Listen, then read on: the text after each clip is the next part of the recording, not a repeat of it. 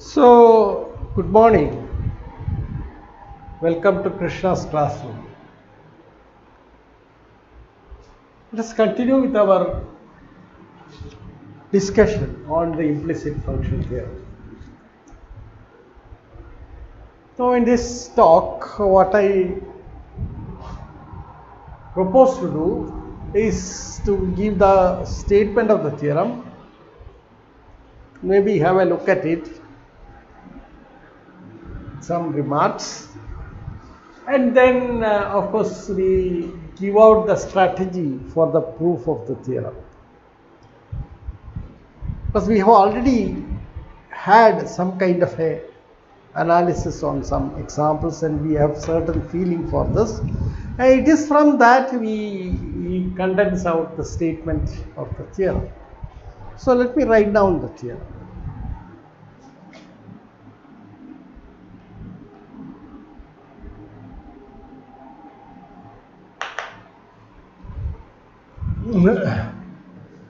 Let f be a C1 mapping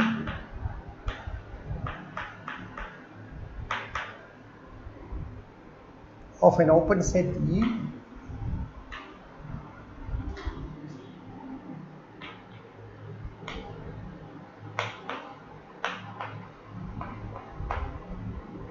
Rn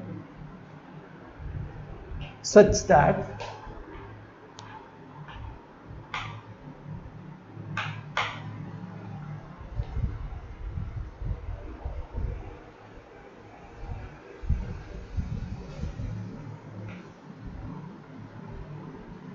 Rn plus m to Rn such that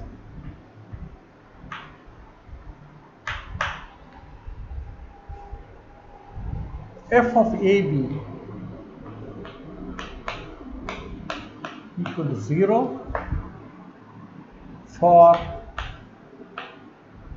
some AB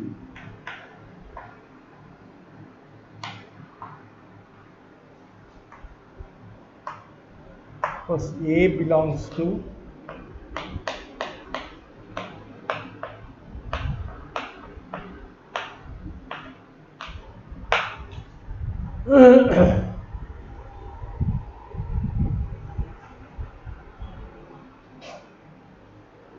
so set A as f derivative at A. Then of course, and assume that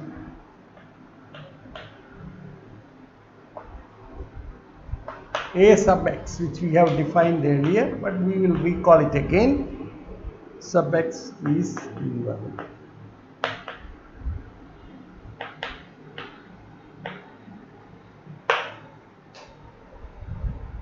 Now what I want to say is this, we put it in a box, this is not the part of the theorem. A is from E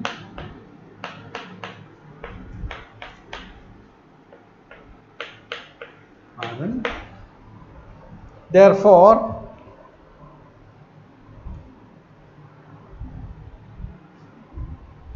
and A belongs to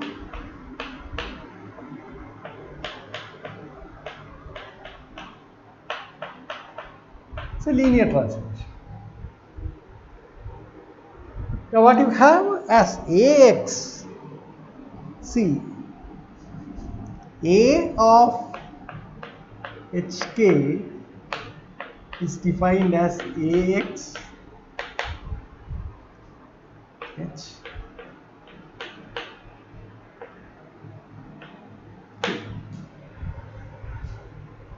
now where Hk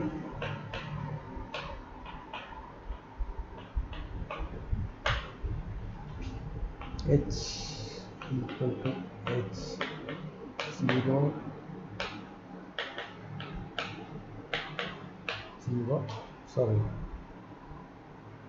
0k Now H is in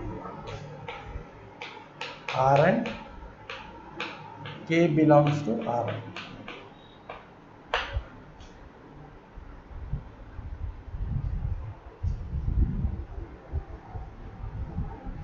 And further what you have is this, that is Ax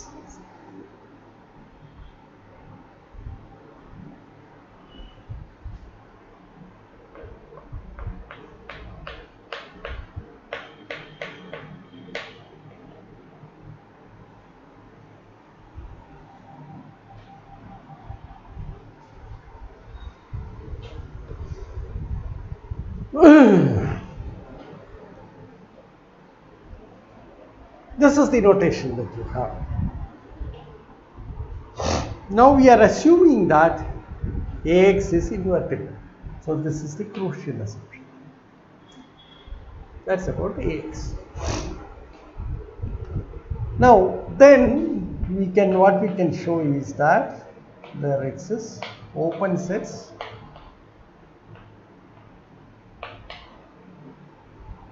U contained in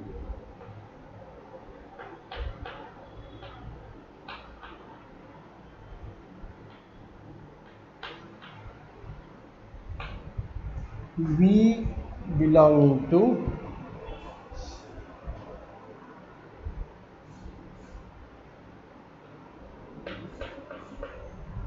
Rn. We shall define W in course of the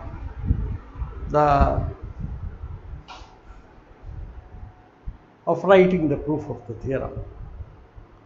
Okay, with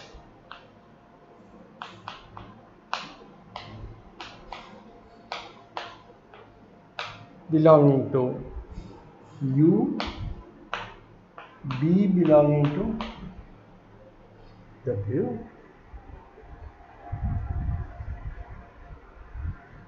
having the following properties.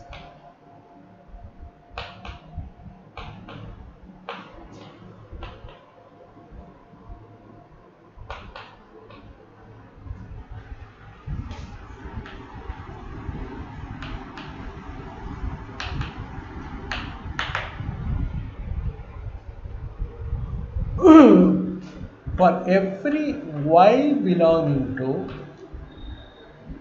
W,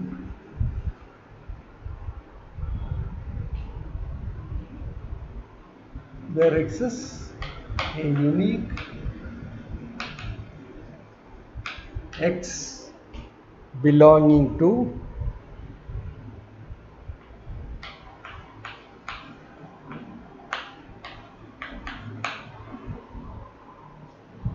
XY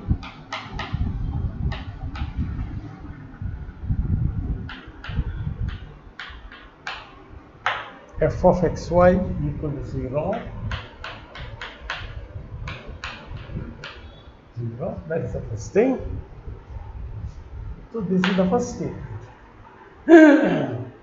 Now that necessarily defines x as such an x as a function of y. If this x is defined as a function of as gy,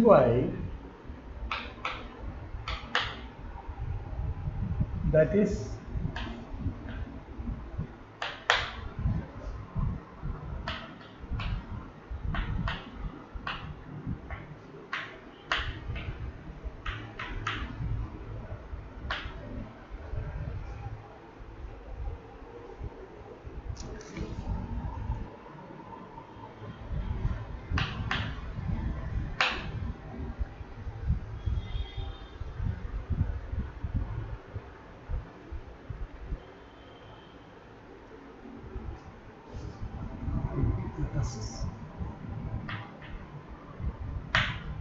then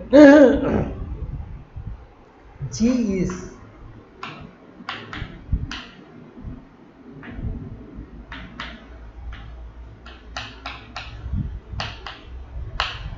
mapping of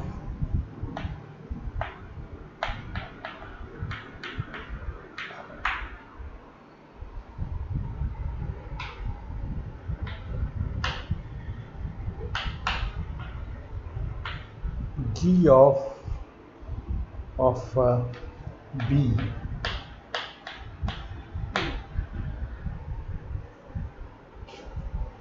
Further,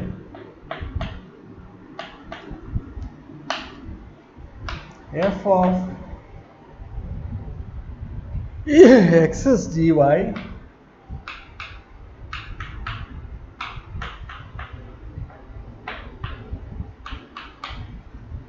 w, and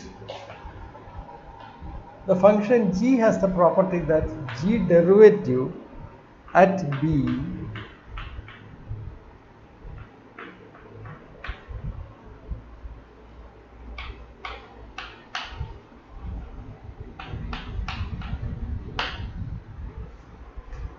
this is the statement of the theorem. Okay, what does it say? It talks about the, see, you have this equation equal to 0 and such that f of ab equal to 0. So ab is in this class. Now what you assert is that you can solve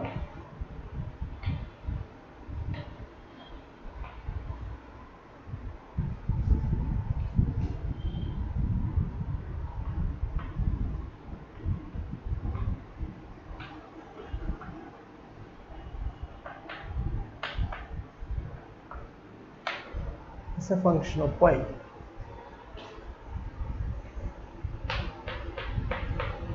Ax is invertible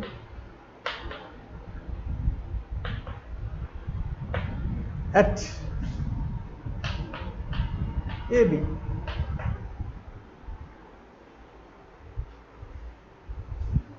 Okay. So in some neighborhood of the point,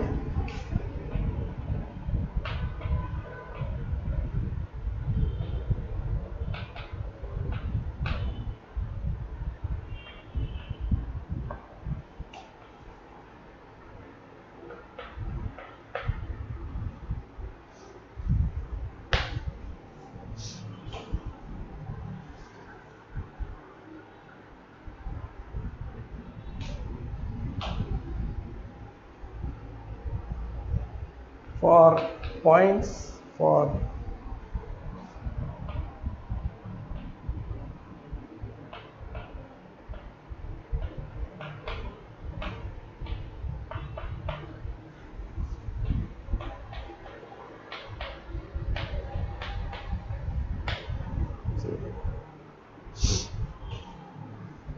this is what we proved.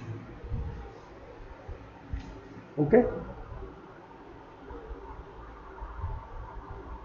Now we also have g derivative at b computed as minus ax inverse a acting over times ay. Now this is the linear transformation. Now you see that this is a linear transformation. G dash b is a linear transformation given as a composition of ax inverse and ay. Okay. So that's a statement of the theorem. Now let us go back to our example where we have worked it out and what this theorem tells us in this context. Then after that we will discuss the strategy for constructing a proof of this theorem and possibly take up the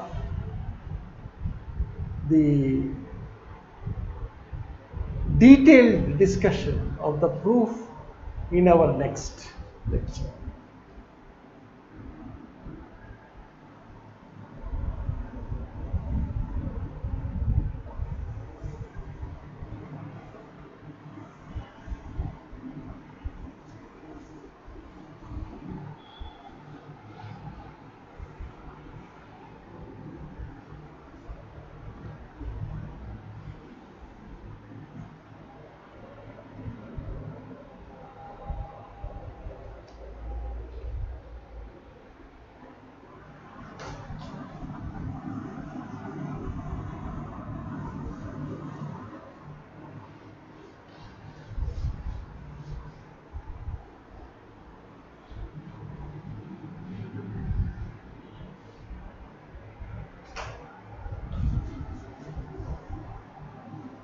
Okay. So let us get back to our example, the example that we have been looking at.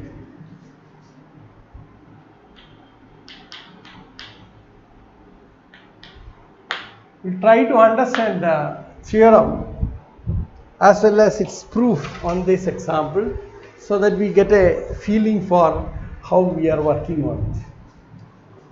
So let f from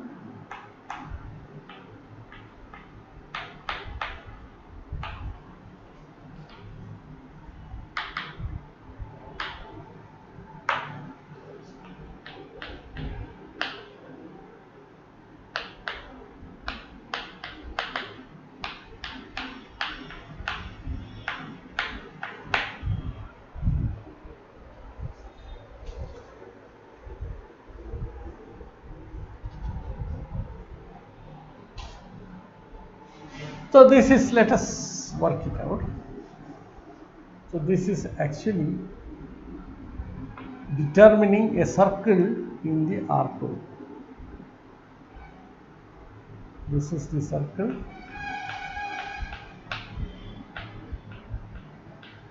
One. This is the unit circle. Okay, this is the unit circle.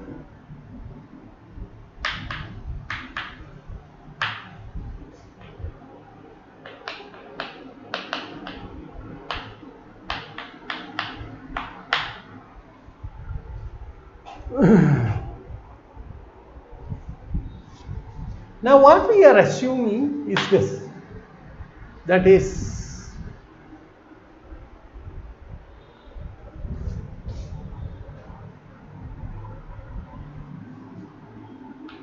f of sub x, this is equal.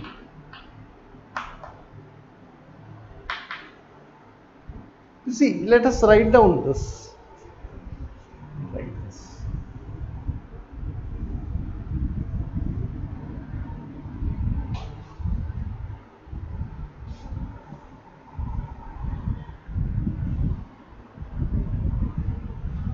See, we have f dash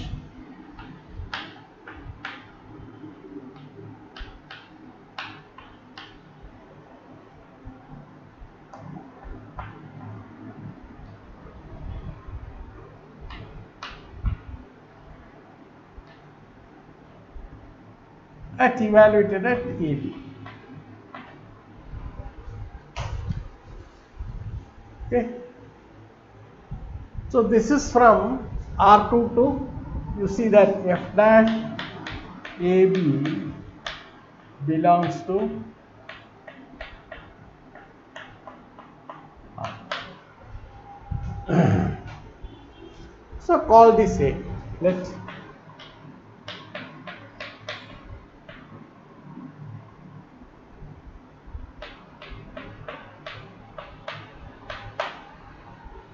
now we are assuming, the assumption is that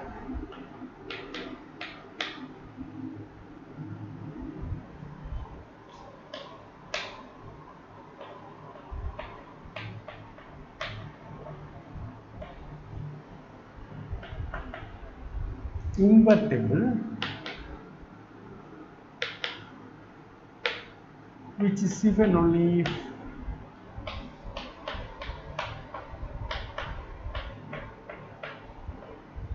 not equal to 0, because it's a one by one matrix.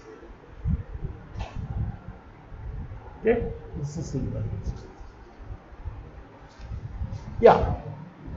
So what does this mean? Now if you look at this one, see that this is the point 1, 0, this is the point 0, 1, sorry, minus 1, 0, this is the point 0, 1 and minus 1. These are the 4 points that we have. Okay. Now what is fxab? See,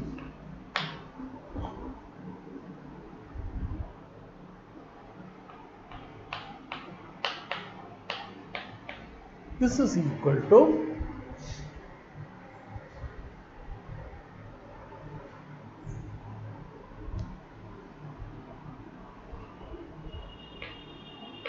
A.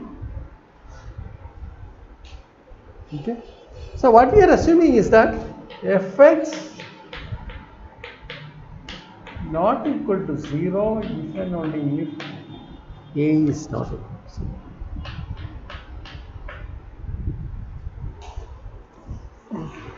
What does it mean?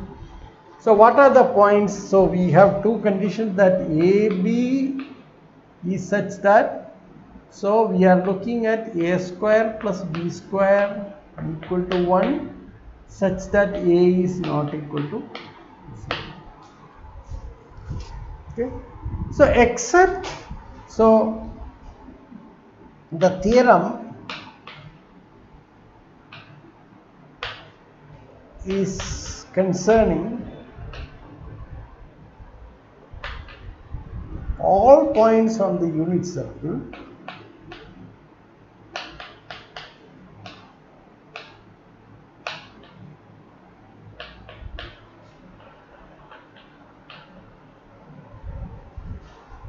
other than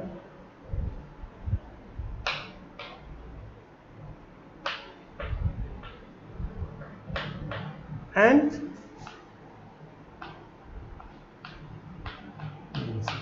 that means these are the 2 points where things go wrong, and the geometry tells that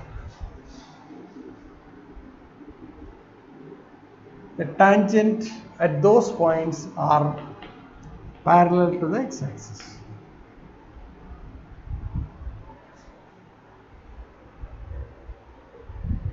And I think I did a very elaborate discussion on this.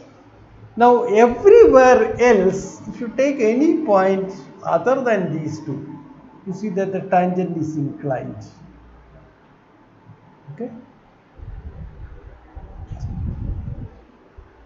And you can certainly find a neighborhood of this such a point where fx xy is not equal to 0, where you see that, and we will choose this particular thing, and then you see that you look at this arc belonging to this arc, and for this arc, any point on this arc,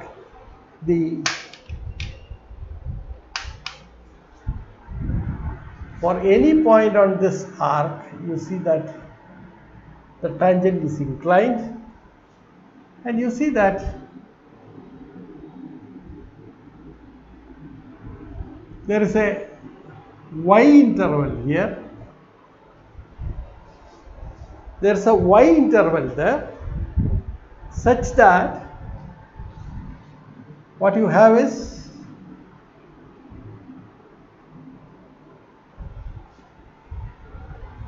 any x, there is a corresponding x interval, so that xy is a point of the arc. Xy is a point of the arc. And you can, corresponding to each y, here there is a unique x. So there is a function defined, g defined on this particular y interval, so that you have x written as gy, and then you also have f of gy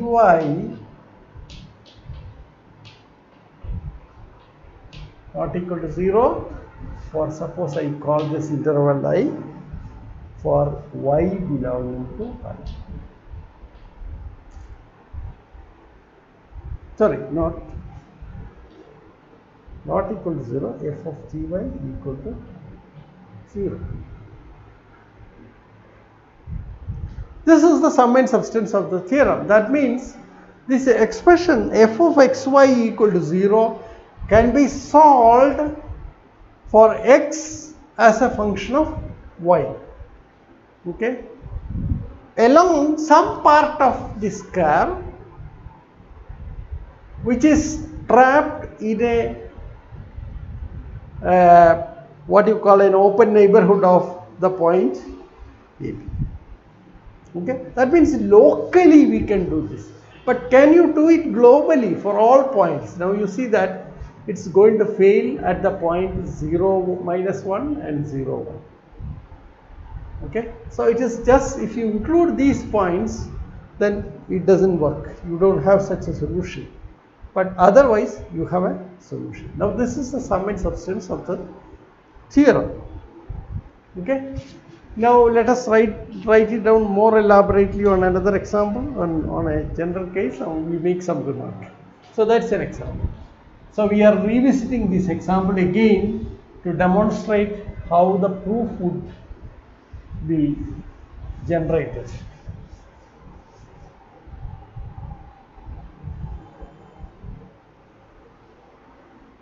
See, we will be using the inverse function theorem in this process. So let us rework the whole thing in such that the inverse function theorem can be safely invoked. Okay, let us take another example, or the general scenario of this.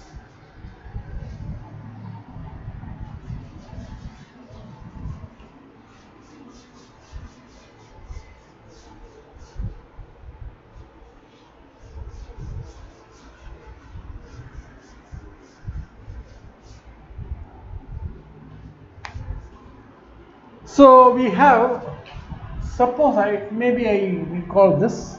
So f of xy equal to 0 can be written as, okay, we have x equal to xn, y equal to ym, then f is defined from say E contained in R M, and f is 2 R. That means in terms of components,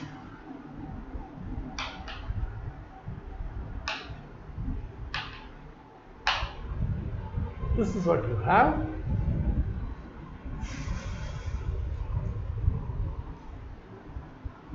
F of xy equal to 0, because you see that f is equal to fi. It's a vector valued function defined on this, and each fi is a function of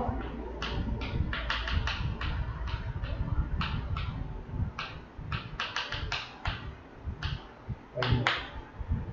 So what you have is this, using this you have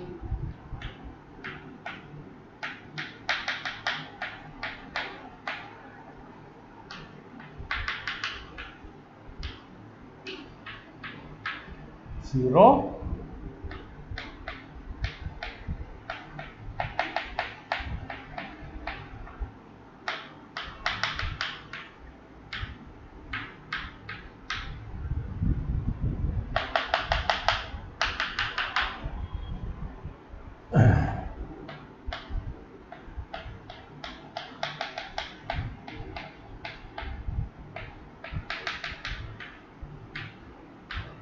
equal to 0.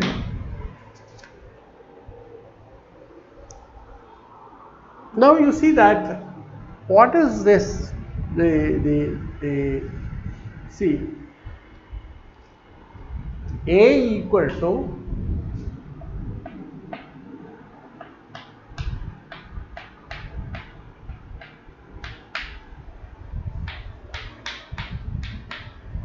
f of AB equal to 0,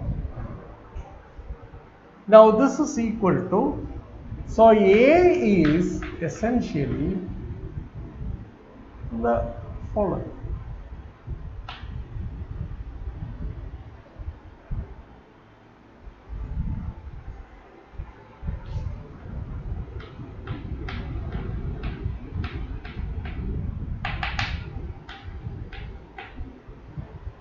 D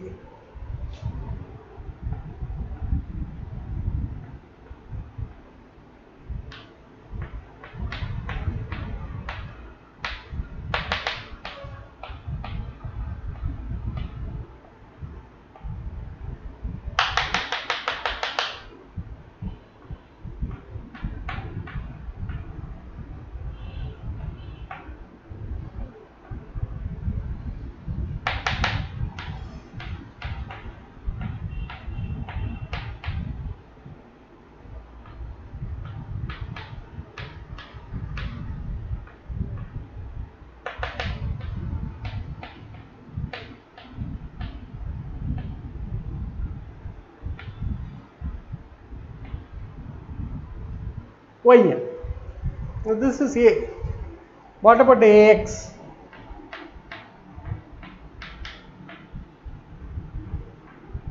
This is a n by n square matrix.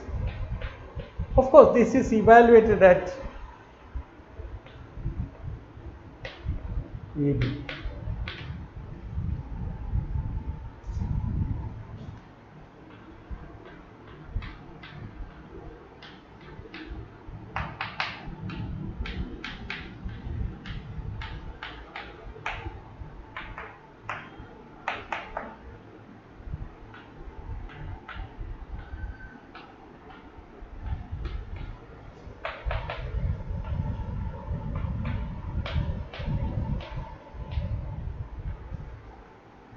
So this is a n by n matrix.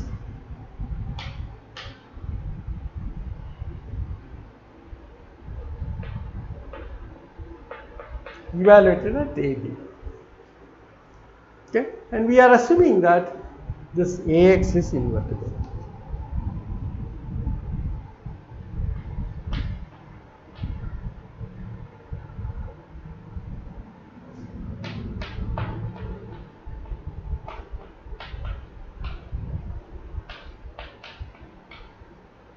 This is the assumption that we have.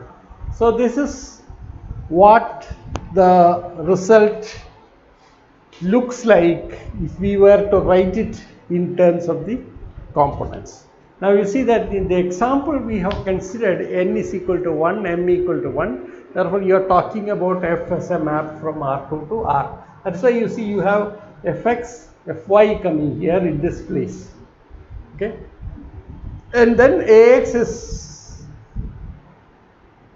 the 1 by 1 matrix, fx, f sub x evaluated at AB, and we are assuming this is invertible, and you know that this is invertible provided fx at AB is not equal to 0, and that we have computed. That means A is not equal to 0, and on this class, that is all xy for which x square plus y square equal to 1, the point where A is not equal to 0, there are exactly 2 points on it, namely 0, 1 and 0, minus 1, where fx at 0, 1 equal to 0, fx at 0, minus 1 equal to 0.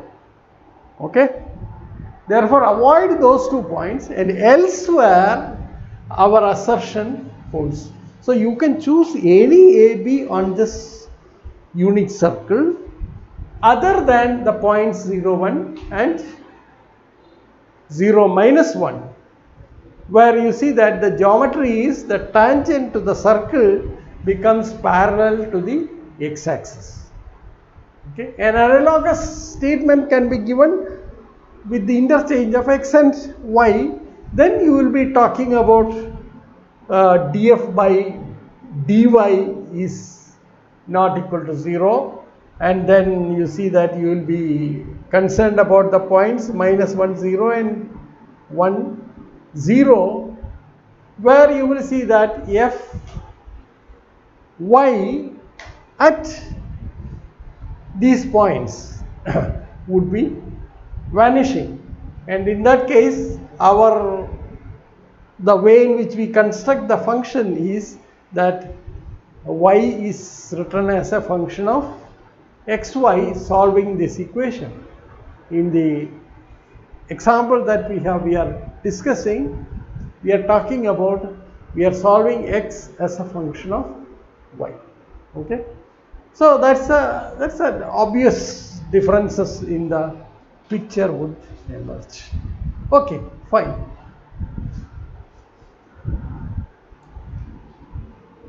Let us now work out a strategy for the proof of this theorem.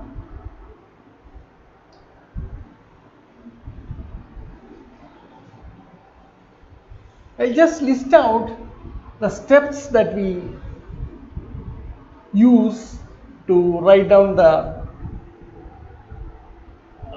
what you call the strategy for solving the theorem, or writing down the proof of the theorem. Okay.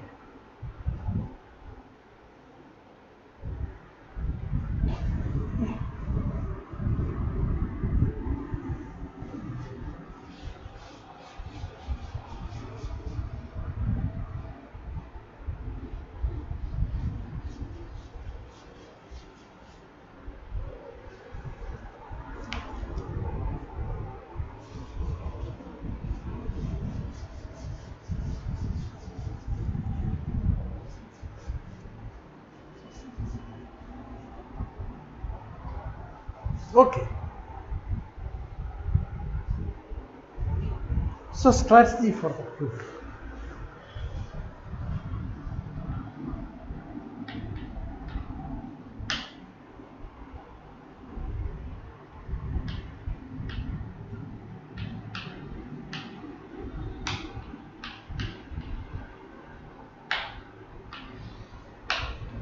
So we try to make use of the inverse function theorem.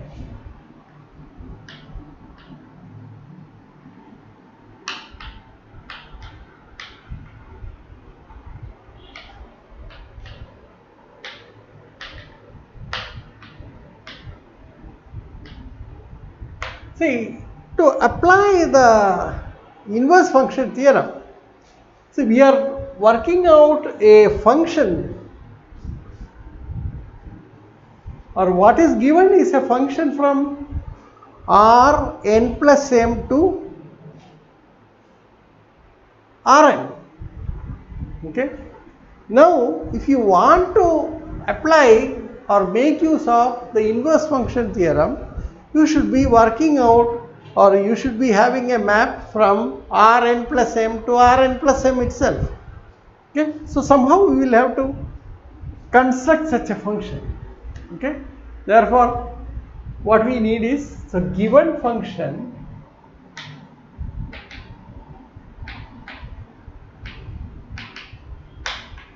f is from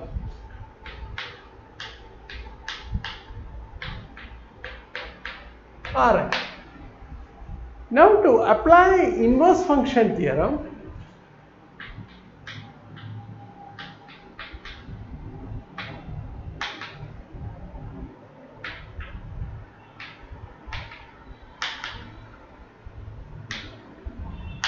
we have to construct a function from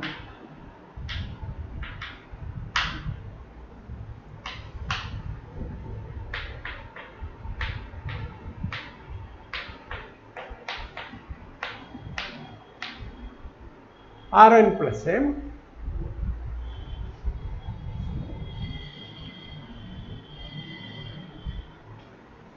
using the given m.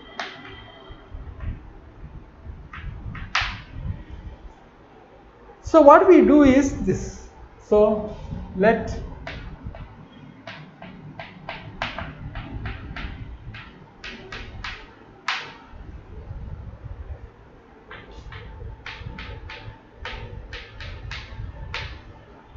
for that matter, a subspace of that. So F is from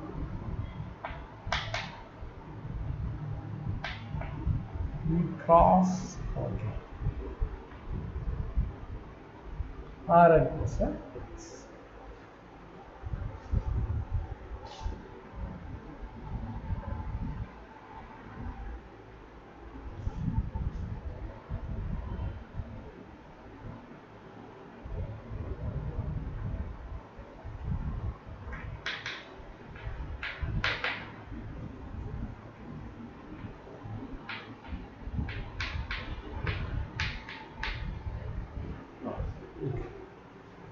This is what you have. Okay. So how do we do that? How do we do this? See, we should bring in a component, okay, an ad hoc portion corresponding to make it to have an image in R n plus n. Therefore, we define like this.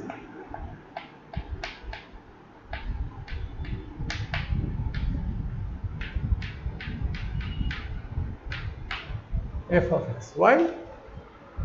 Then now this is in Rn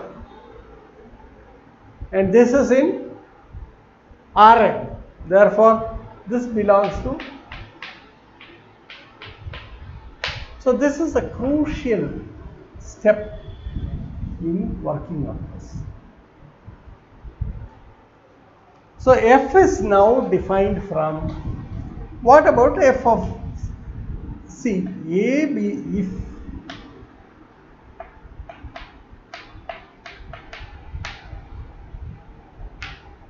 such that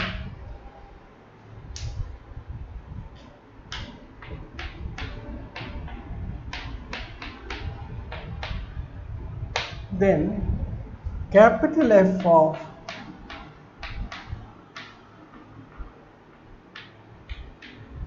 zero. Okay, this is in R n plus n.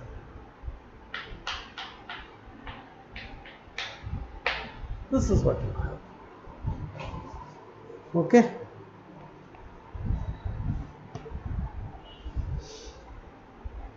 Therefore, now you can talk about F dash. What is F dash of AB? Suppose this is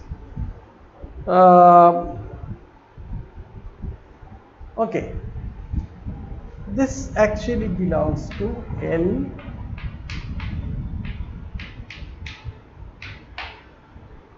plus L. What is given is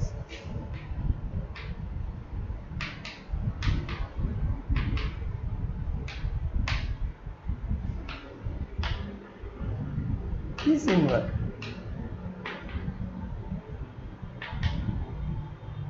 And remember, A is equal to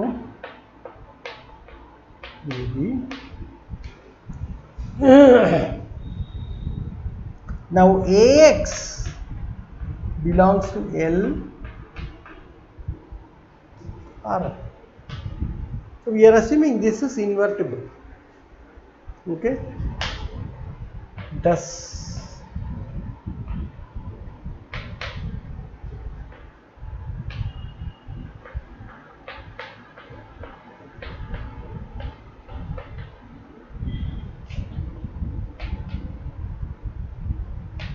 so we are asking this question, is this invertible? In fact, what we do is we prove that this is so under this particular assumption. Okay, we prove that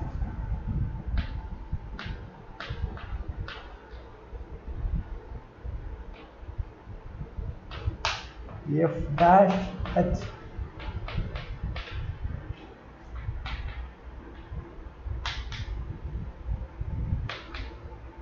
is inverted. So what does this mean? Now you see, this means now you have a map from E to R n plus n.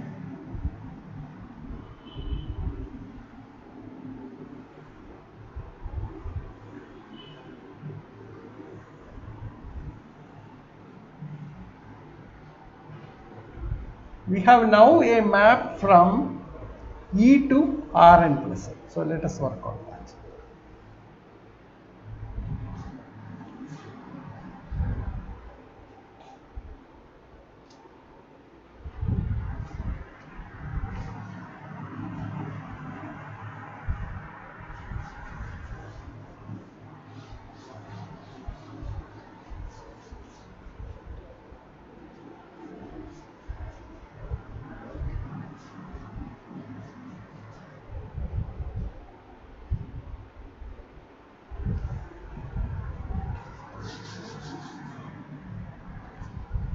Now what we have is that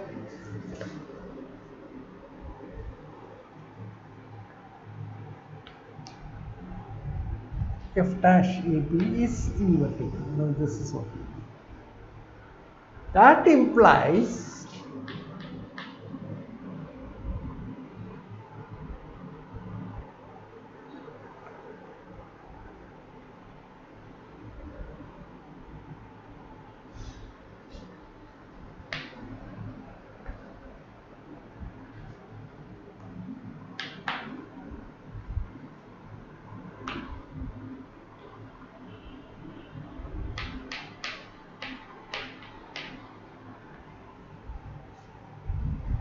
with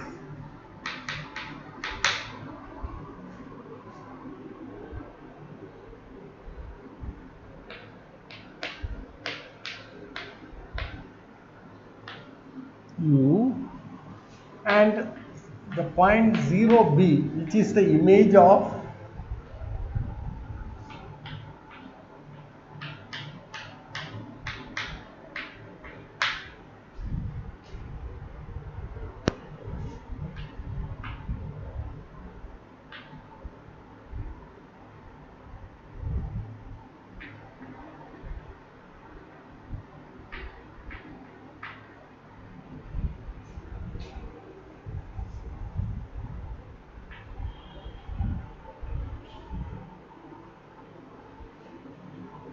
such that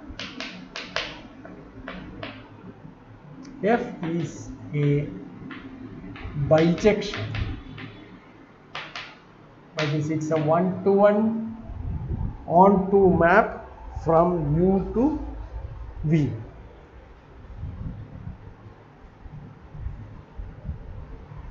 It's a bijection.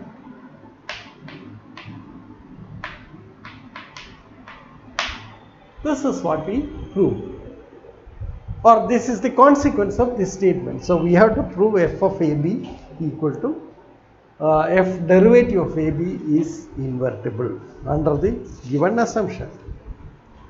Then we are able to define what is W. W is defined as the set of all Rm such that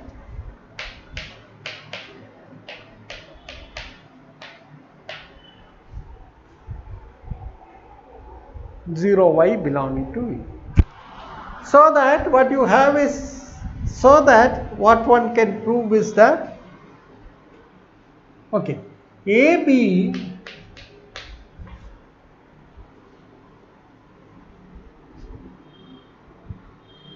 so B is such that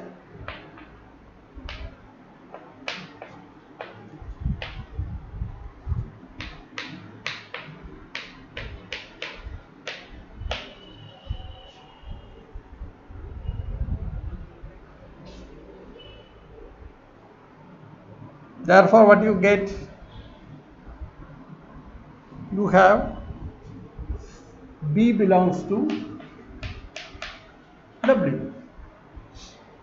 So what you have is that for every y belonging to W,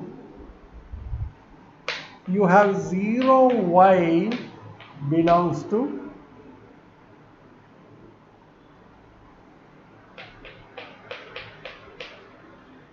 f of x y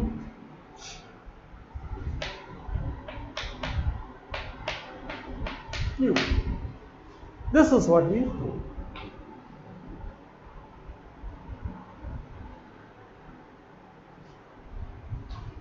Thus,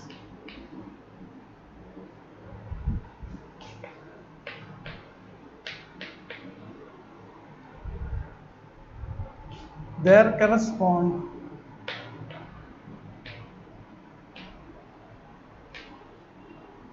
a unique determined x. This we have to prove.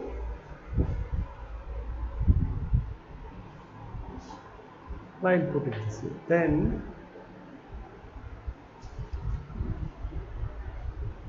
such that f of equal to 0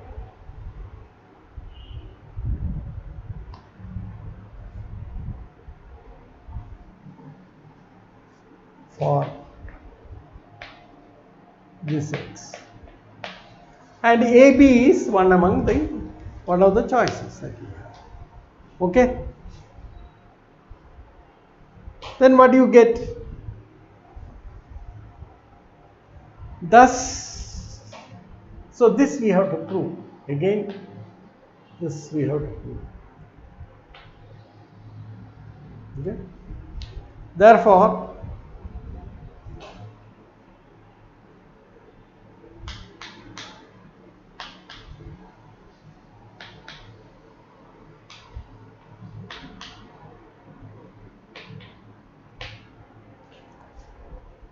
from W to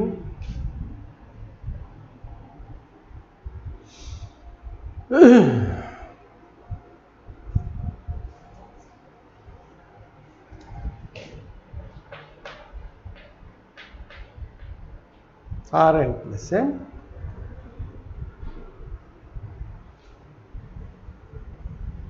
W to Rn as x equal to dy.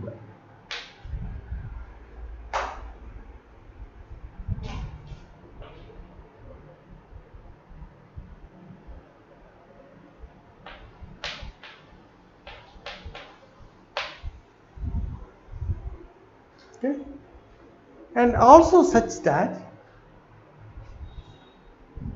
then what one has is the following.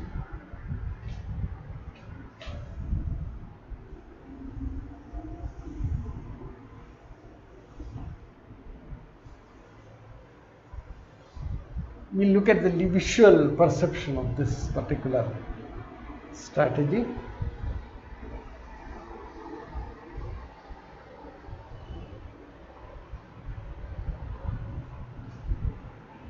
Then it will be clear. It is interesting to look at the visual perception, but before that let me complete the statement.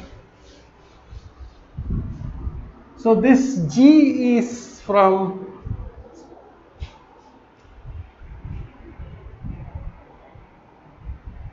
okay.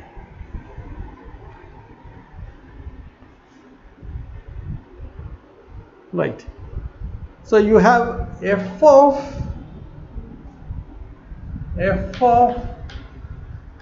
gy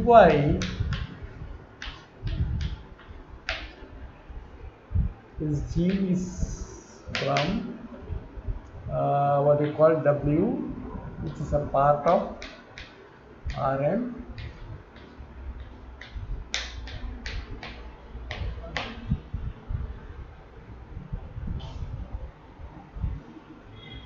and also we can prove this Ax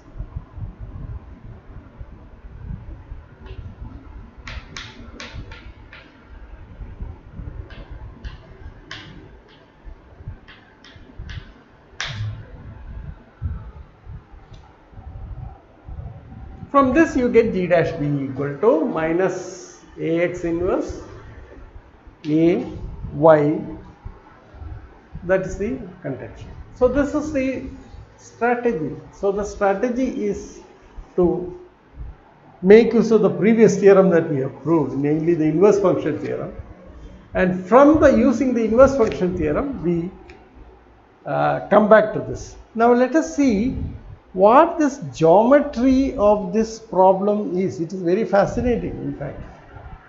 Very fascinating to see the geometry. It's interesting.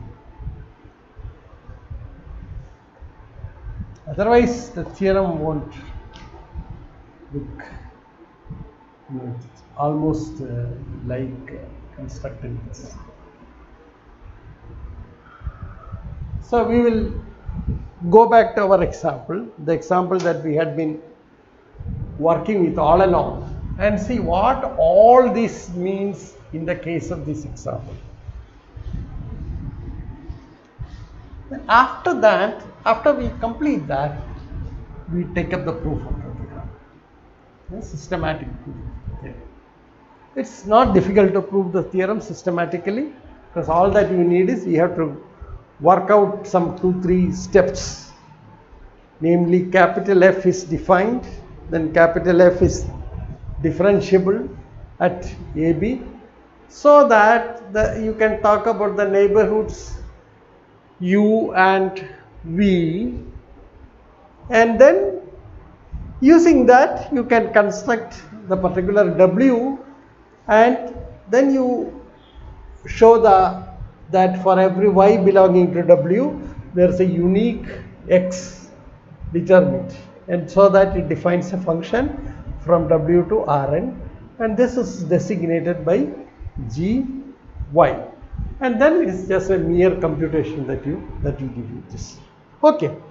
So before we go to the details of the proof, that means substantiating each one of the statements that we have made in our strategy, we'll look at the example. So return to the example.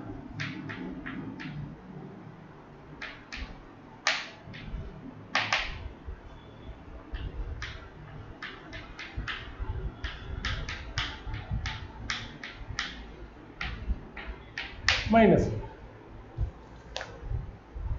So F is from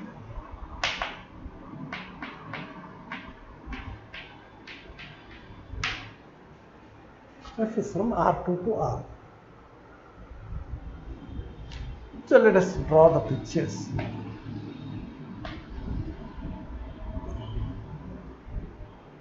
Circle. This is the unit circle.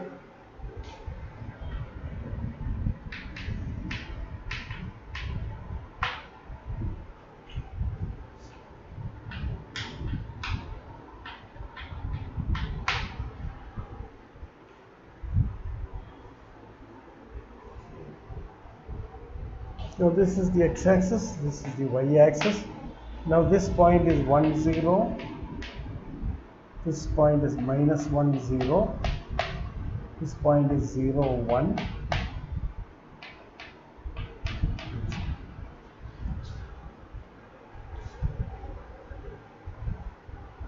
These are the 4 points. Now let me write down the function capital F of xy, defining it as x square, that is f of xy. This is your f of .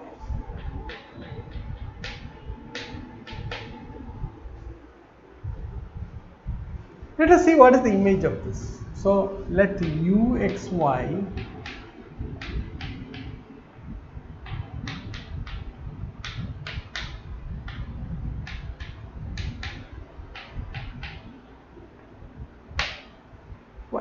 then see this F maps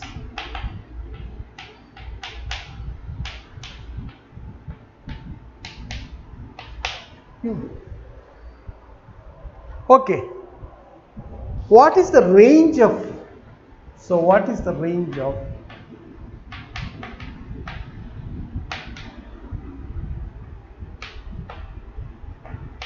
so let us take the UV.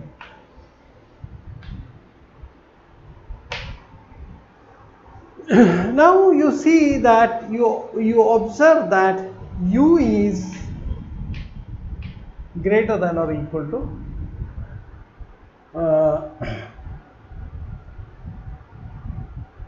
okay,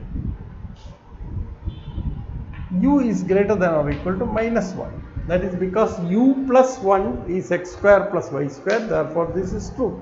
Therefore, you draw the line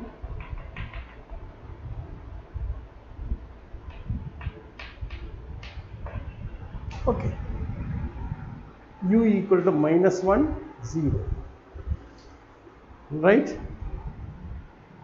Okay, therefore the graph of the function or the region or the range of u is confined to this particular portion. It doesn't enter on this side at all. Okay, therefore u is therefore the range of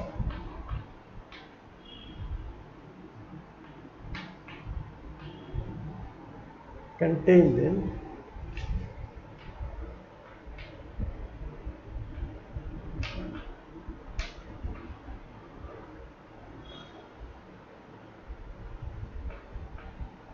minus. So that is this region. That alone is not the constraint that you have. You have some more restrictions. Okay. What about this restriction?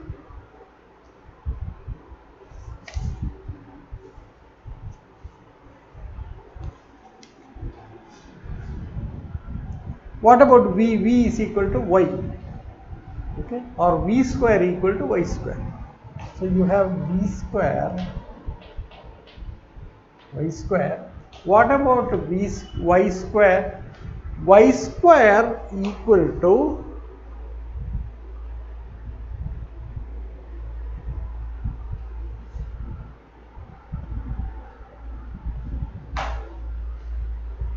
so what you have is that you have u equal to x square plus v square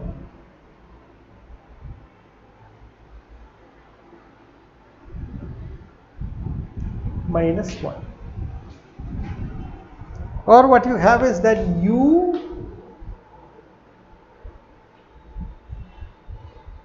minus v square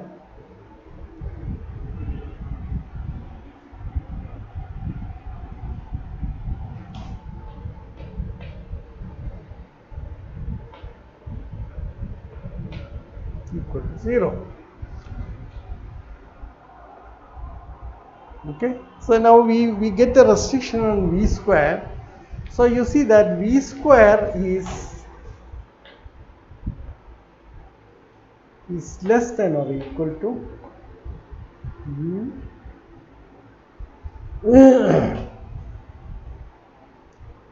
plus 1. This is the second restriction. What does this give? This puts, see, this is the region. See, you have two branches of this actually. V equal to square root of u plus 1 and v equal to minus square root of u plus 1. And u plus 1 is certainly greater than or equal to 0 by the other condition. Okay, so we have v lies between minus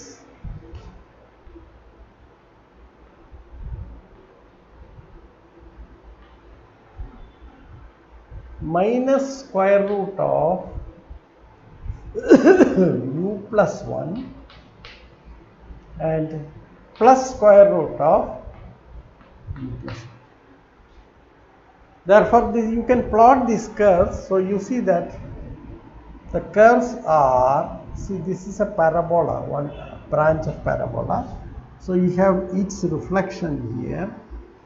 So it is in this particular region that, see, it is this particular region where this is the range of Correct. So this whole thing, this whole space gets get mapped into this region, and it doesn't go on this portion and this portion, and that's a very interesting thing that you see. So you have the curves. This is v equal to u plus 1, and this is v equal to u minus 1. Sorry, plus square root of u plus 1, and this is v equal to minus square root of u plus 1, and the whole range of f is contained in this particular region. Okay, so essentially the range of f, so one can write with this analysis. Fine, so let me write.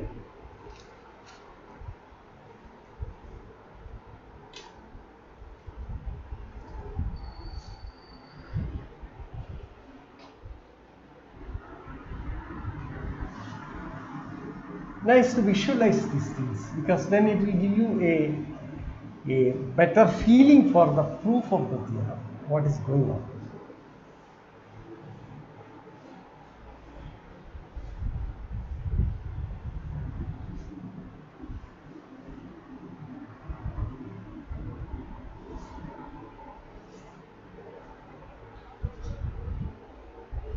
So you can see that the range of f is squeezed between these curves. So what I do is I'm going to write this now.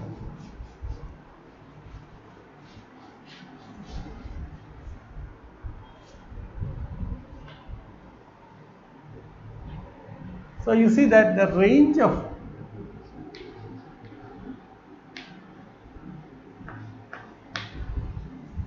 is essentially equal to the set of all uv such that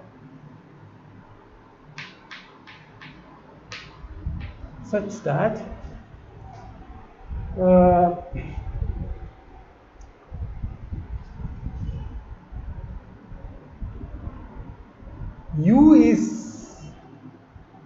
greater than or equal to minus 1 and square root of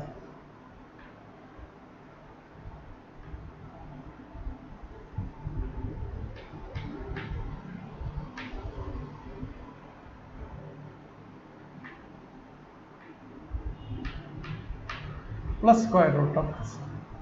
This is the set which I have marked here. Okay. Now let us also look at a few things, like,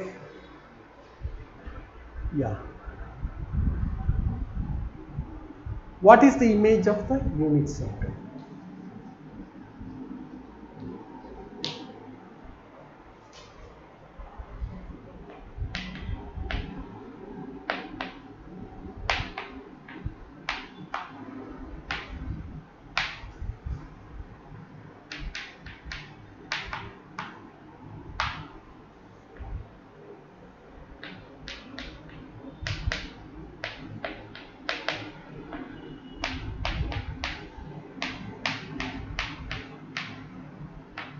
Equal to 0.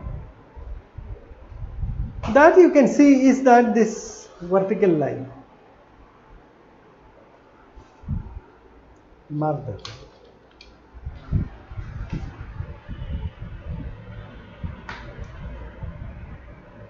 This is the line, this is the image of, so this is actually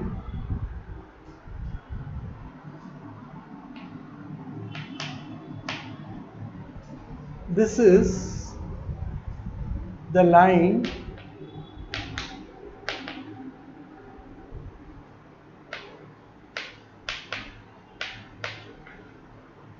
such that u equal to 0 and v lies between minus 1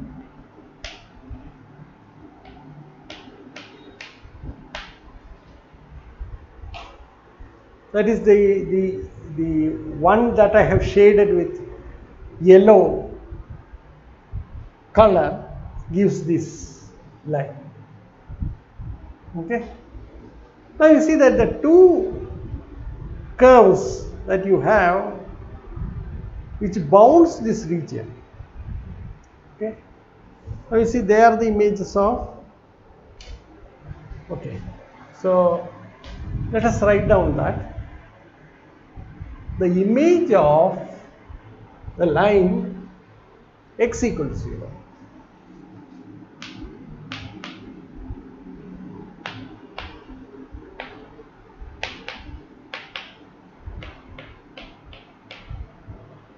x equals 0, that is this line. Okay, so let me mark that. That's an important line. This line, this is x equals 0, is given by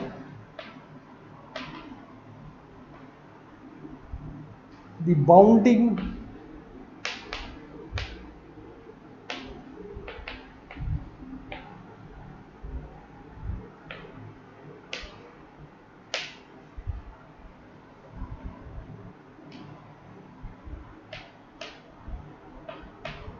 capital F.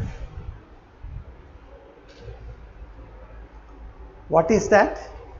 This curve is, that is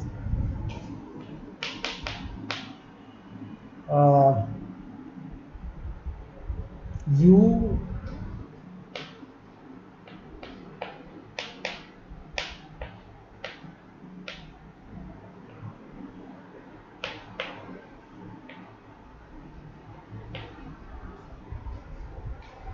v equal to root of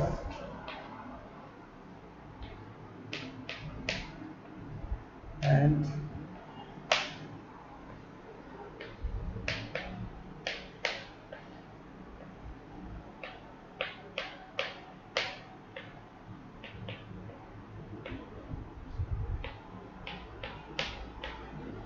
these are the curves, these are the boundaries which I have already marked.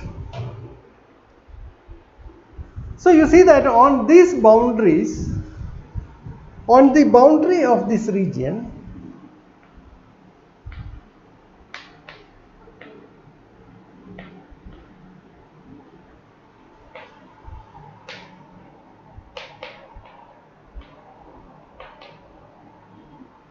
on the boundary of this, so on the curve, something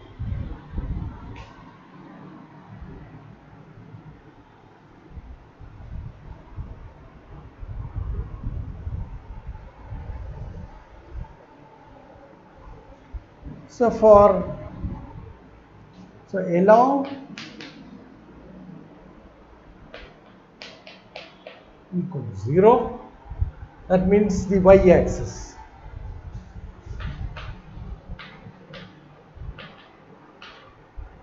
You see that f sub x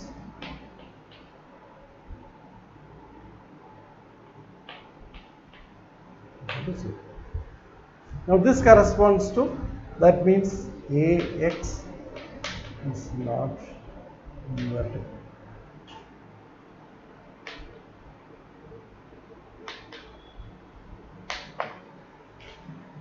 At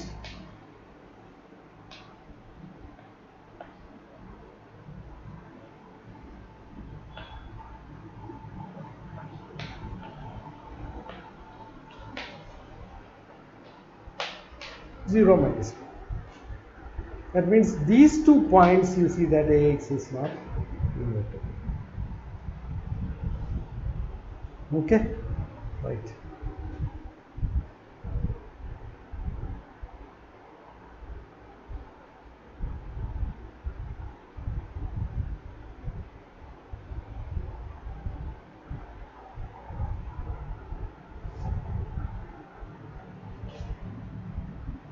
put it this way.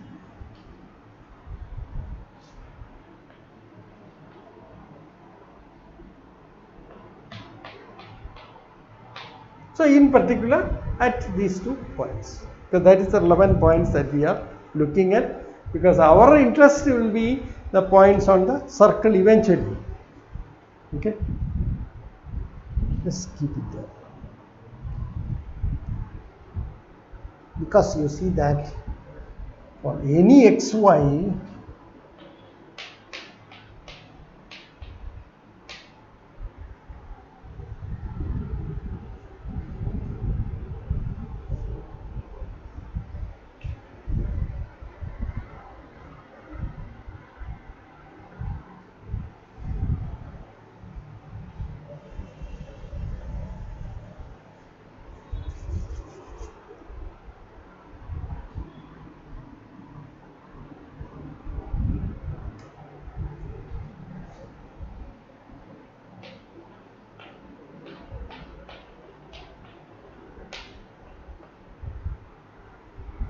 equal to the following.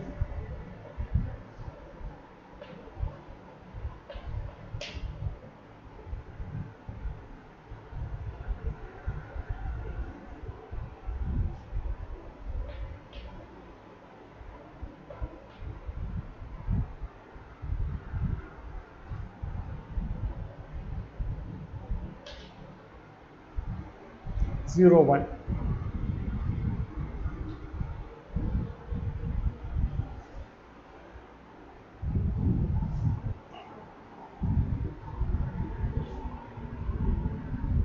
So f dash xy is that, and you observe that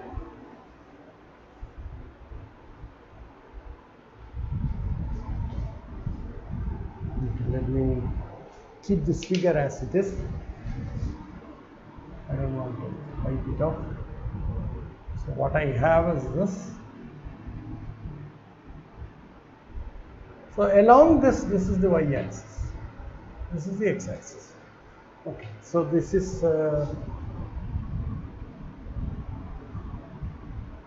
one. This is 1 0. Sorry. 0 1 0 minus 1. Okay.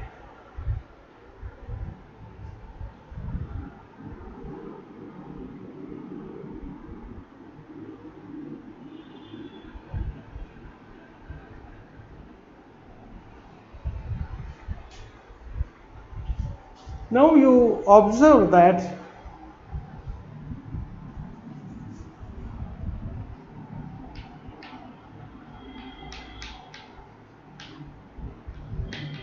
non-invertible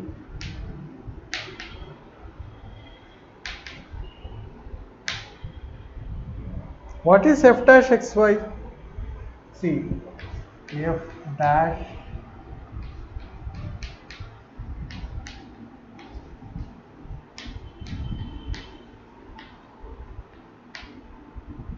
minus 1 y. It is from there that we have written this.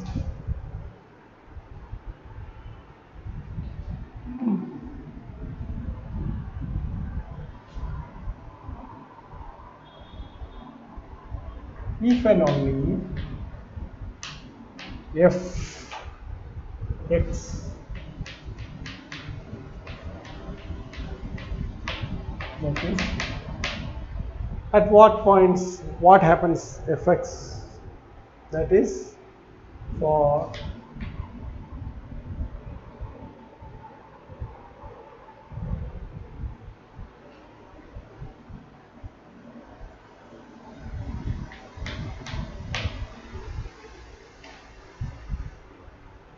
x not equal to 0, that is along the y-axis. Of course this is not invertible. Okay. Now what one does is you start with an AB here. So choose AB unit circle such that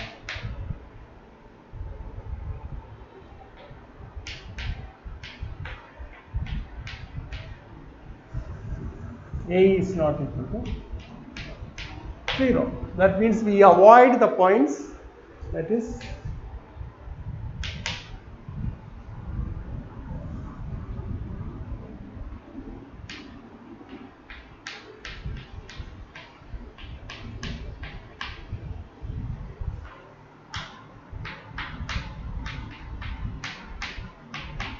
these are the 2 points. That is, these 2 extreme points you avoid. Then what you can do is, you see that you have a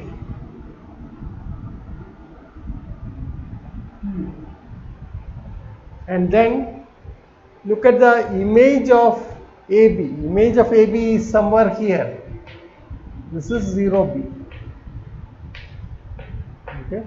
So there is a neighborhood V of 0B.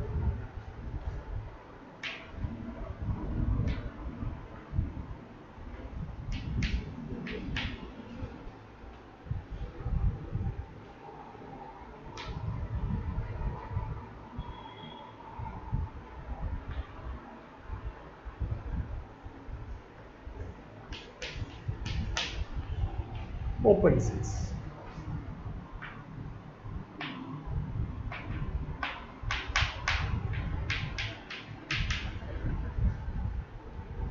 A bijection.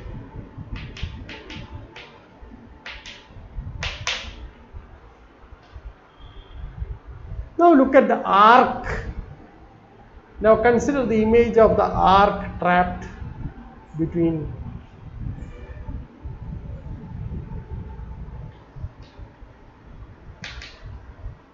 the arc unit circle inside U. Its image is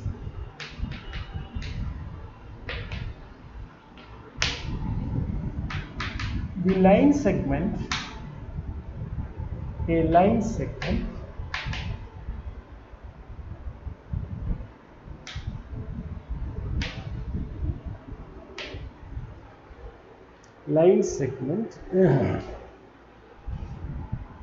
in P surrounding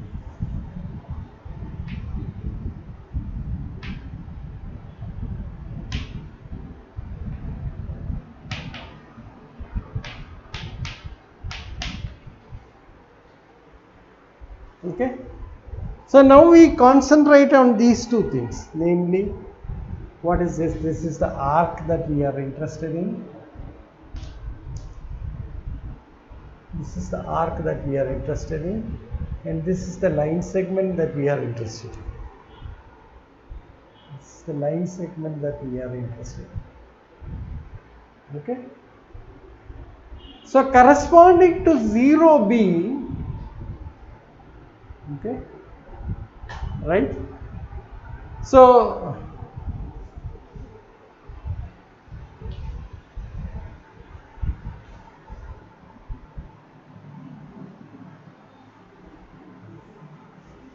now let us identify W.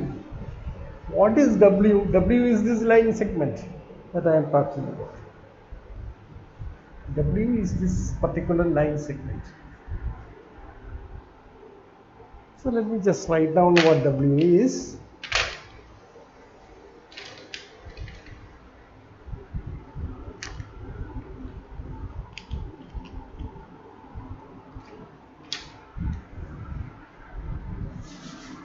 So W is now defined as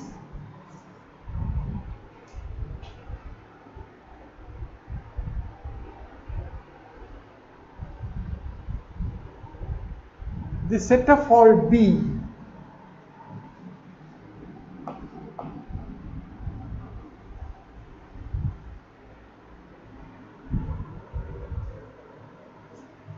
X belonging to R such that 0x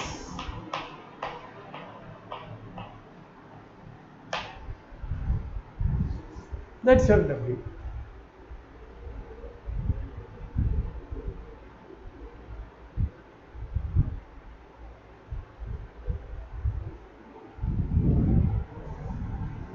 Now, what one can prove is this: for each B,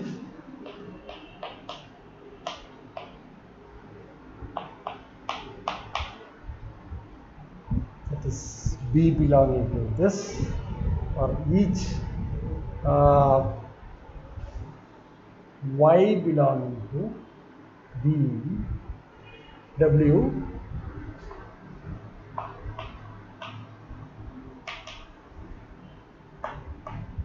X, such that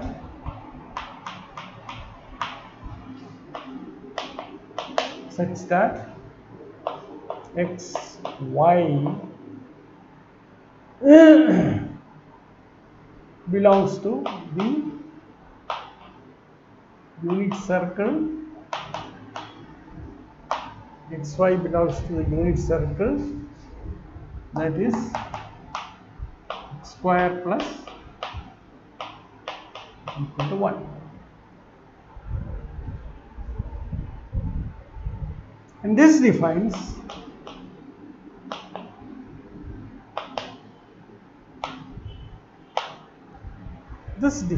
so this is your, this is that Y interval. Okay.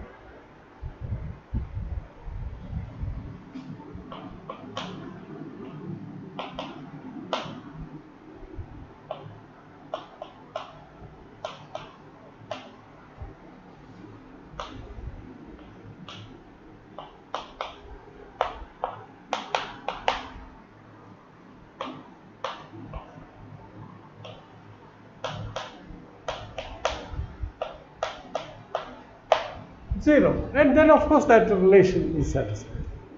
Okay, but and what you have is this, that is AX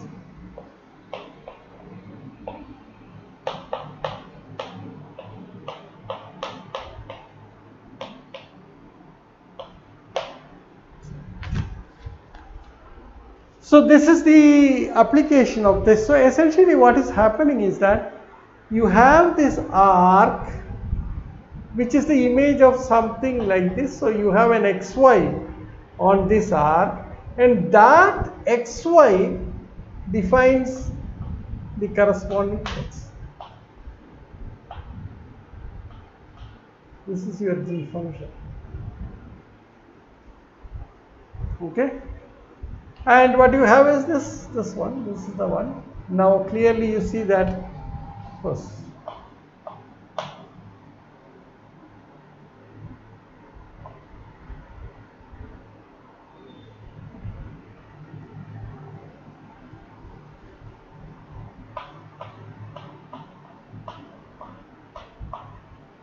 AB belongs to W.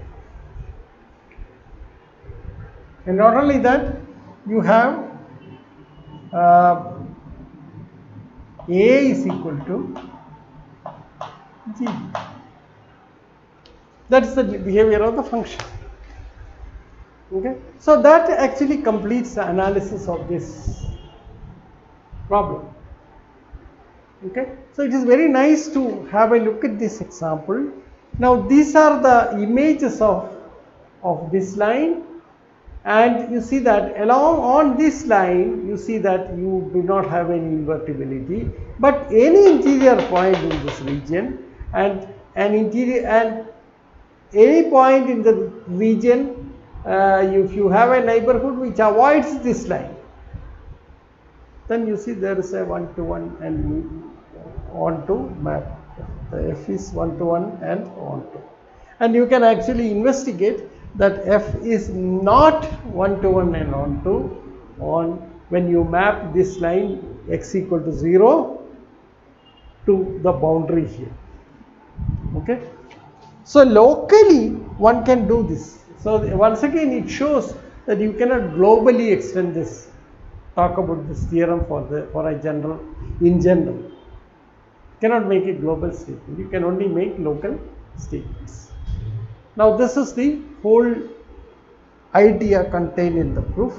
Therefore, the strategy is to fall back on the inverse function theorem, improvise and define the function capital F, which facilitates the application of the inverse function theorem, from which we can pull out all these results. Okay, thank you very much, and I think I'll work out the details of the proof in my next talk. Thank you very much.